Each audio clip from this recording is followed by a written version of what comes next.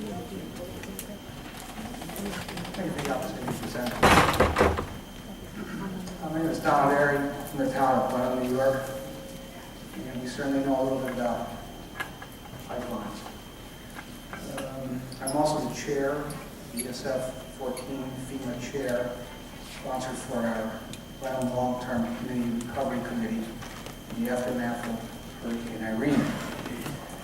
I will comment on the EIS portion of this, but I really have to state for the record, Glenham is under threat from the New York City Dam, Schoharie Reservoir, under threat from the New York City Power Authority, for the New York Power Authority pump storage project, 2 dams there, and an existing propane pipeline. Even with those threats, our small town of 378 people, in no way can I stand here in front of FERC tonight and ask that the pipeline be moved and Route K be not considered, so as I can move it to another route, to another one of my Schoharie County neighbors. I can't do that, and I won't do that.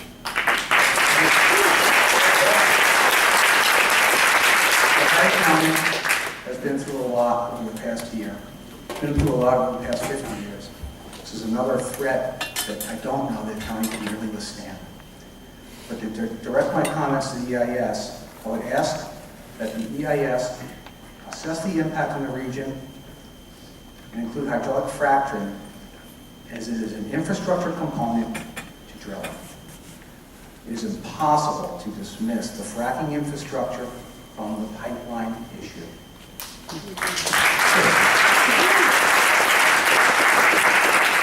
The EIS should assess what impact associated pipeline extensions and feeder pipelines may have on the total impact area, not just the pipeline proper. Hundreds of miles of feeder pipelines can ultimately result from this transmission pipeline, as it's called. The EIS should include an assessment of impact the pipeline will create relative to Article 10 power plant siting. Here we go again.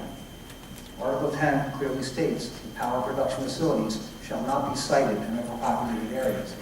What does that do? That puts a big X on upstate communities like Schoharie County. This pipeline will facilitate gas-fired turbine power plants as well as waste-to-energy plants. Already, 2 gas-fired plants are to be constructed in Pennsylvania using shale gas. That's just the beginning. Our comprehensive plans clearly throughout the county identify we do not want heavy industrial uses.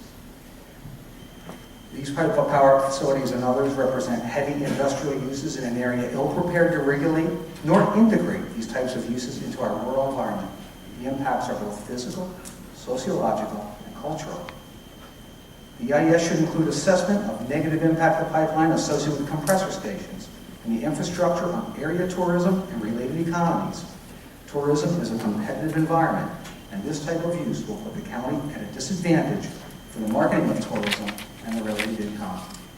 People don't travel to go see the pipeline. They may go see a pipeline explosion, just like they'll go see a plane crash, but only once. The EIS should include assessment of potential loss of real estate values, including existing and future property values. In addition, fracking infrastructure associated with pipelines must be included in this assessment, and the associated impact on second and vacation home construction and the loss of income of those associated jobs. In summary, the pipeline represents not just a transmission vehicle for natural gas, but also the infrastructure for future gas drilling via hydraulic fracturing and all the negative impacts that come with it. I call on Constitution Pipeline. They talk about being a good neighbor. I call on them to respect the fact that New York State is currently reviewing draft regulations regarding fracking in New York. And as of today, horizontal hydraulic fracturing for natural gas is not a permitted use. And therefore, should reconsider any application to FERC for such a drilling-supported infrastructure until such time, if ever, regulations are issued. That would be being a good neighbor.